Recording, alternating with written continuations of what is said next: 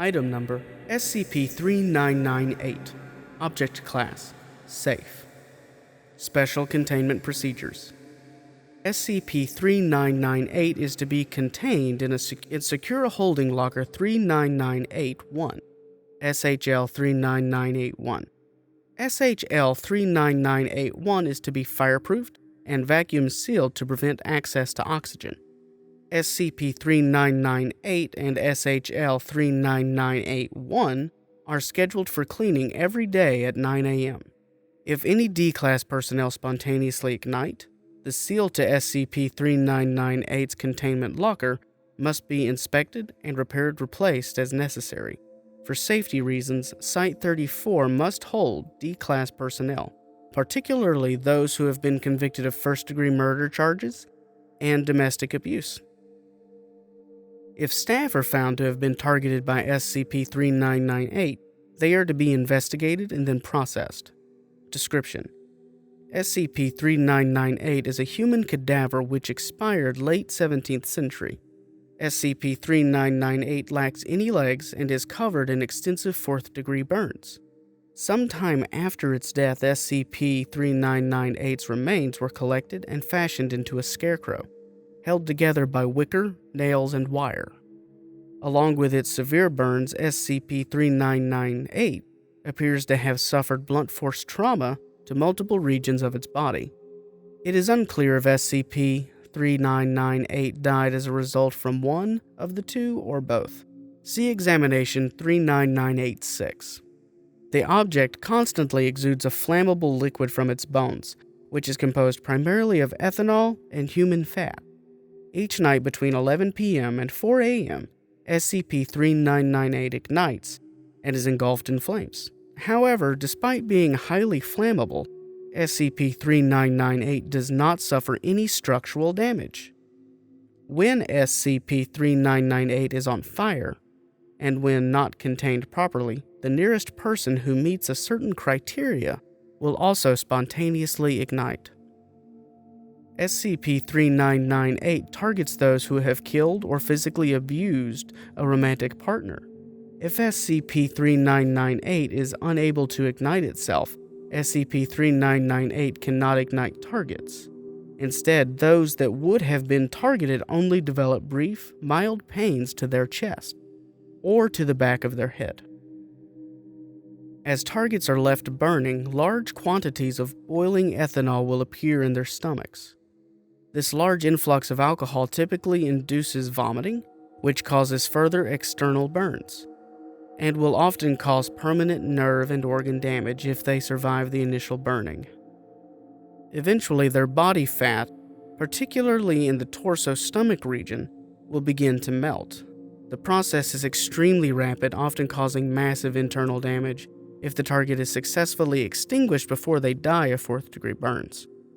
If left to burn, the combination of the melted fat and ethanol will cause the stomach to violently rupture, often bisecting the victim in the process. Those that SCP-3998 affects cannot be extinguished until SCP-3998 itself has also extinguished. Addendum 39981. Forward 39980.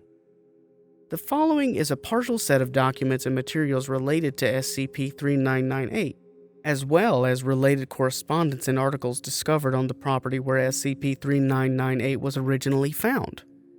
These documents may only be viewed by staff with specialized 3998 clearance, the current Site-34 administrator, and those with O5 designations.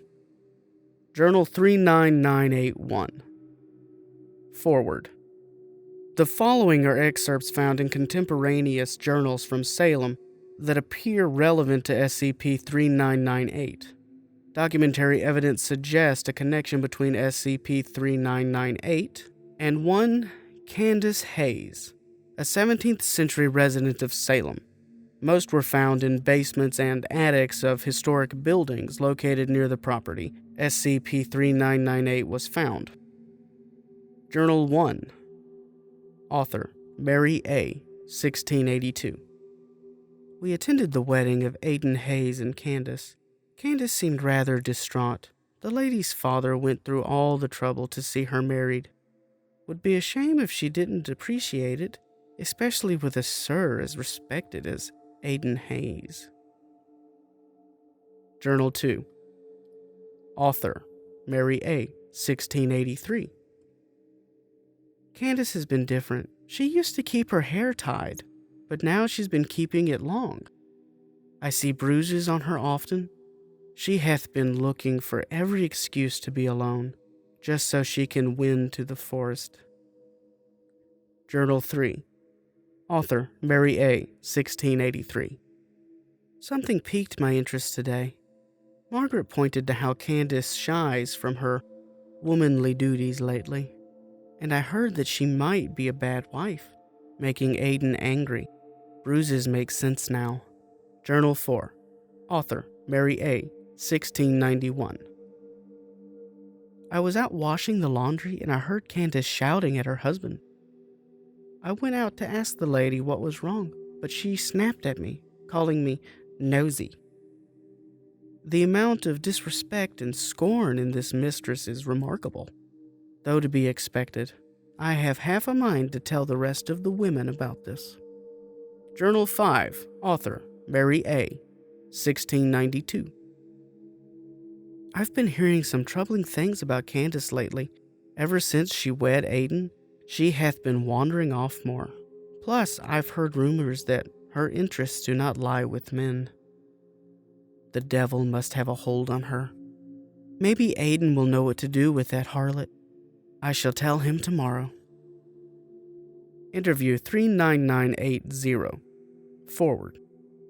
The following interview was taken on June 8, 1693, by Judge William Stoughton and constables of Salem. Interview has been edited from its original document for clarity. William Stoughton. When presented with a warrant for thy arrest, thou fled immediately. 'Tis this thy refusal to speak till thou have been branded, and thy husband's testimony that places thee under suspicion. What dost thou have to say in thy defense? Candace Hayes.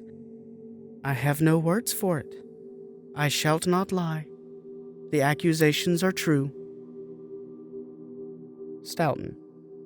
So you admit to being a witch, and you admit to consorting with an evil spirit. Candace. I do, although she is not evil in heart. Stoughton. What in the name of God would lead thee down such a path to perform such detestable arts? Candace. They are not detestable. Thy would work for anyone. But they of God or Satan, or anyone and no one, they are merely a form of tool. Stoughton. You have not answered the question. Candace. Is it not obvious? I did not ask to marry, yet I was waived to a bastard in my father's church. He does not respect me. To him, I am his property. Stoughton. Just as Lilith hath done, that is the woman's place. Thou hadst only be good wife to... Candace. Be silent. How could I be a good wife to a man I detest? I care only for Clovis, and I'll be damned if it be true with anyone but her. Would be my dying wish to see that bastard on his knees, and treated as I have been.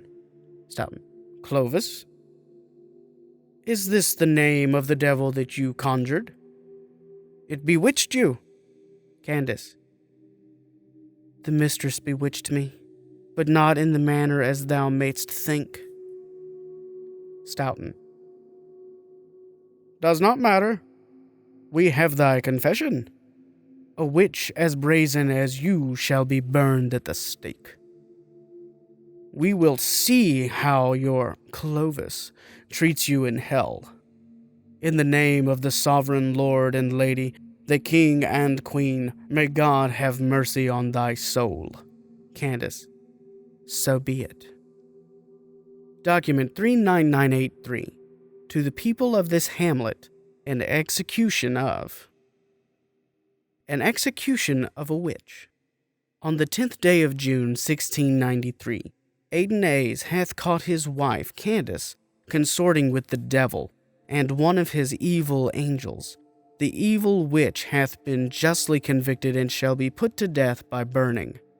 If ye are able, come to the center of town. We need good men willing to stand between Satan's whore and our young and women folk.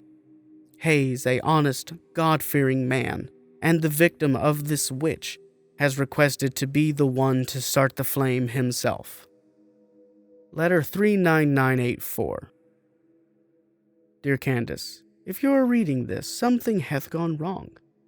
Thee must be angry, confused, maybe depressed. You have sold your soul to me when you were young, and we've been together since. Now that you have died, this means your soul is mine now. But I don't want it. I want you. I'm sorry we were caught. I'm sorry for what was done to you over the years. I'm still here for you, even if I'm not here with you. So I have brought you back. They put you to thy pyre, but I only needed the bones to make you useful again. I had to remove thy flesh, and I couldn't save your legs. They were too far gone. I made do. I made do with what was around me. I reaped from the field and wrapped your bones in wicker. You shall have to find a replacement. Speaking of, I wish to tell you something you'll want to know. Your husband restocked the shelf with gin. And while you are flammable, fire will only make you stronger this time. You have the power to make him feel worse than what you have felt. Make him wish he could go to hell. You won't be hurt ever again. I love you, and farewell. Clovis. Note, this letter was found in the cellar of the estate, under a pillow. The letter was still sealed and remained unopened. Document 39985. Forward. The following document is an excerpt from an urban legend website regarding an entity called the Wicker Witch. Given supporting evidence, this is hypothesized to be Candace Hayes. The Wicker Witch. There was once a young woman who was wed to a man against her will. She hated the man but obeyed her father's wishes for her to bear children for his church.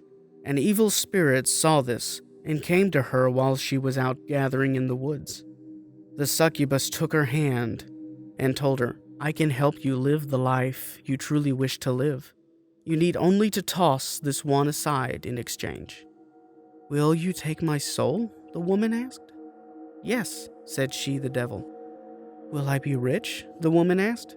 You shall have the power that money could not hope to provide, the spirit told her. Will I have a real love? The woman asked. The spirit paused. I don't know. The woman pondered the offer and asked one more time, What shall you do with my soul? This surprised the devil, but it kept its composure. It told her, It will be consumed, nothing more, nothing less. The woman accepted and met with the spirit every day for 10 years and grew close. She brought the spirit berries and trinkets, and it brought her advice and its companionship. It answered her questions and taught her its magics.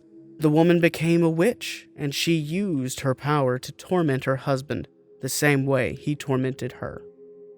One day her husband followed her and found her shaking the devil's tail. He quietly went back to the town and gathered up a mob. They tied her up to a stake, broke her legs, and hung her up like a scarecrow to burn. They dumped her body down the mountain, but the devil found her. To give back her soul, it wrapped her bones in reeds and used the fire of her soul to keep her alive. But the fire consumed her, and she wanted her old husband to burn with her. In the middle of the night, she doused herself in her old husband's gin and set herself ablaze once again. She dragged her husband out of bed and fell upon him. She burned his face and with her thumb dug his eyes out of his skull. She burned with him till his flesh melted to the floor and the smell could be found all across Salem. She grabbed his legs and pulled till they come loose, so that she could use them to walk again. His body was never found. Some say that the husband futilely crawled out of the wreckage looking for his missing legs. Others say that the witch took his body elsewhere, so that she could continue to torture him. But many more say that he's in hell of the witch's own creation, burning over and over again, and bringing those like him down with him, punishing them forever. As for the witch herself, only one thing can be said for sure. The Wicker Witch lives. Examination 39986. Forward. Further examination of SCP-3998 revealed inconsistencies in bone structure, position, suggesting the cadaver is not Candace Hayes as originally thought. Below is a medical report of the findings. Report of investigation by Site 34, Salem, Massachusetts. Descendant? Unknown. SCP-3998 race, white. Sex, male. Age 32. Home address, redacted. MWSD occupation, unknown. Type of death, violent. Found dead. Suspicious, unusual, or unnatural. Investigation Agency, SCP-F. Site 34, Department K. Description of body, unclothed. Eyes, unknown hair, black mustache, black beard, black. Weight, 5 kilograms. Length, 0.9 meters. Body temp, 30 degrees Celsius. Date and time, redacted. Marks and wounds. SCP-3998 has sustained severe damage to its ribs and skull, implying it was hit several times with a blunt object. 4th-degree burns can be found along its torso, arms, and skull. Damage around the eye sockets. Legs appear to have been amputated post-mortem and are missing. Probable cause of death, 4th-degree burns or trauma to the skull. Manner of death, homicide. Addendum 39982. After SCP-3998 was contained, there was a noted increase in the number of murders per day in Massachusetts, increasing from 0.32 to 0.48. A large portion of these deaths are arson homicides, and the victims are known perpetrators of violent crimes. Victims appear covered in extensive 4th-degree burns and are gutted from the chest to pelvis. Information of these murders could not be contained due to the corpses being discovered in public displays and being attributed to the Wicker Witch. The public has been led to believe that the perpetrator of these killings is a serial killer using the Wicker Witch legend as an inspiration. Classification to Euclid pending on the capture and containment of the person responsible.